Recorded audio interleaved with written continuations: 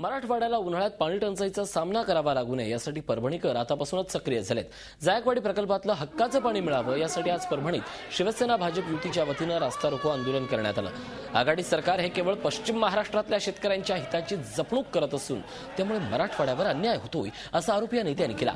देशपातळीवर पाणी वाटपासाठी राबवण्यात येणाऱ्या धोरणाची राज्य सरकारनेही अंमलबजावणी करावी अशी मागणी यावेळी करण्यात आली। मराठवाड्यातले लोकप्रतिनिधी हे सरकारच्या पालखीचे भोई आहेत, त्यामुळे याबाबत विधानसभेत न्याय मिळणं शक्य नाही याची जाणीव असल्यानंच हे आंदोलन करावं लागत असल्याचा आरोप या नेत्यांनी यावेळी केला। ताबडतोब दारणा आणि भंडारदरा, मुळा, प्रवरा, गंगापूर या धरणातून पाण्याचा प्रवाह सोडून जोपर्यंत जायकवाडीमध्ये 40% पाणी येणार नाही तेपर्यंत वरच्या कोणत्याही धरणाचे दरवाजे बंद झाले नाही पाहिजे, ते मोकळे पाहिजे। 40% पाणी आल्यानंतरच समन्वय वाढ होईल आणि हे पाणी आत्ताच मिळालं तर मराठवाड्याचा विकासाचा, औद्योगिकरणाचा, शेतकऱ्यांच्या पिण्याच्या पाण्याचा, शेतीचा सर्व प्रश्न सुटेल। झी 24 तास एक पाऊल पुढे।